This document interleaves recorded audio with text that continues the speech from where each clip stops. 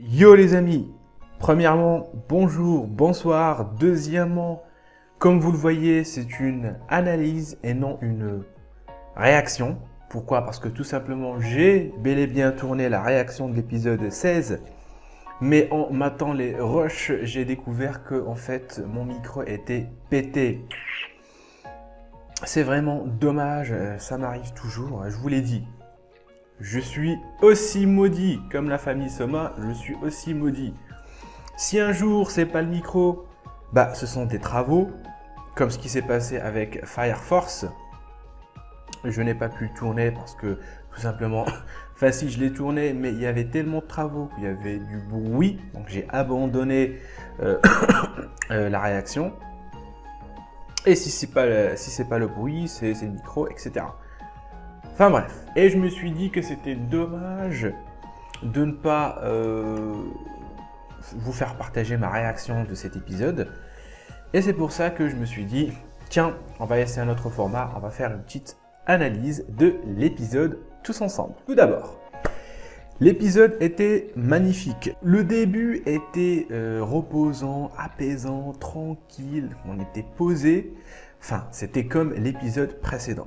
Tout le monde s'est mobilisé pour acheter un maillot de bain à Toru. J'ai trouvé ça vraiment mignon. Parce qu'en fait, je m'y attendais d'une certaine façon, je m'y attendais. Lorsque tu as un personnage comme Toru, fragile, innocent, joyeux, tout ce que tu veux, toujours, c'est un cliché. Ce genre de personnage a toujours droit, on lui colle toujours un maillot de collégien. Enfin bref. Et là, qu'est-ce qu'on voit? On voit que tout simplement, ils commencent à se soutenir entre eux, à s'entraider entre eux.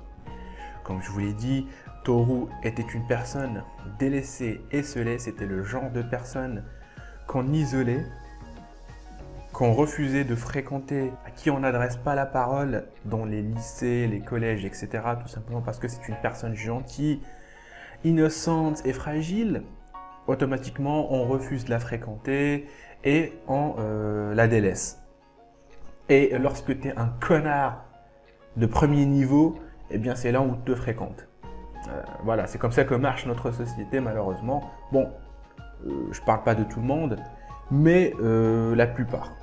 La plupart, et c'est malheureux. Enfin bref. Kyo et Yuki vivent ensemble, mais même s'ils vivent ensemble, chacun vit dans son petit monde. Ils ne s'adressaient presque pas la parole. On va pas dire qu'ils se détestent parce que c'est pas vraiment une haine qui est entre. Il n'y a pas vraiment de haine entre Yuki et Kyo. C'est quelque chose d'autre.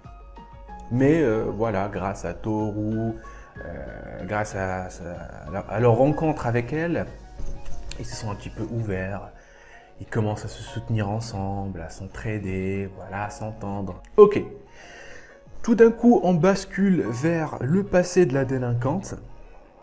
Je dis délinquante parce que voilà, j'ai toujours du mal à retenir les noms des personnages japonais, mais je vais l'appeler la délinquante. Eh bien, on découvre finalement son passé, que je trouve un petit peu cliché. Je pense que vous m'avez tous compris.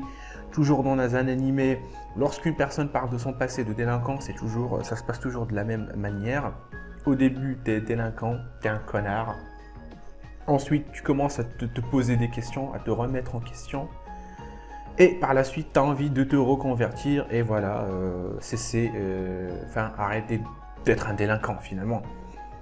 Et cette dernière étape, elle ne vient pas toute seule. Il y a toujours soit un événement voilà, qui accélère cette reconversion, ou sinon c'est la rencontre d'un personnage qui va changer cette personne.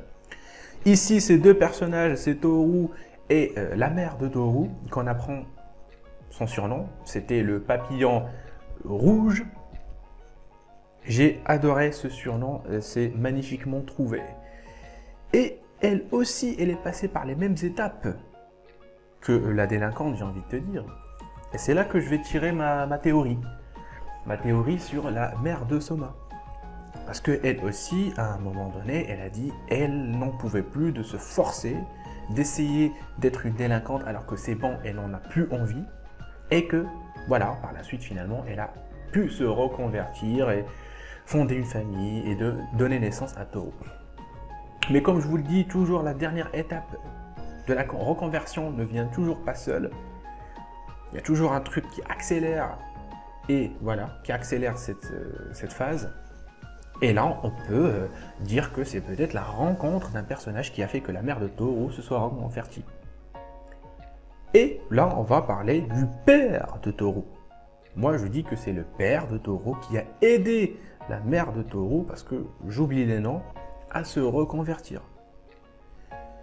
Encore plus fou, c'est le fait que le père soit un soma. Donc c'est un soma qui a aidé la mère de Toru à se reconvertir. Et si elle s'est mariée à un soma, donc elle est entrée en contact avec la famille soma. Et qui dit famille soma dit emmerde, début d'emmerde. Et puisque c'était une délinquante par le passé, forcément, elle a donc, et après, puisque c'est une délinquante par le passé et qu'elle a peut-être appris ce qui se passe vraiment, ce qui se trame dans cette famille, elle a voulu changer le système de la famille, tout remettre en place, peut-être renverser le système actuel, etc. Ce qui l'a conduit à sa mort, tout simplement. Donc peut-être qu'il y a eu une confrontation entre la mère de Toru et les Soma, ce qui fait que, voilà, ça l'a conduit à son décès. Et Toru n'était probablement, et je pense, n'était au courant de rien. Tout ça, c'est juste ma théorie. Peut-être que je divague, mais c'est ça. C'est ça, c'est ça, c'est ça, et je suis assez content de ma théorie, je dois le dire. Même si au final, peut-être que je suis en train de dire n'importe quoi, mais voilà, je suis content. Si tu as apprécié l'analyse, j'allais dire la réaction, si tu as apprécié l'analyse, tu lâches un pouce bleu, tu lâches un commentaire et tu t'abonnes pour agrandir la famille. Et sur ce, je vous donne rendez-vous pour d'autres réactions et analyses. Ciao!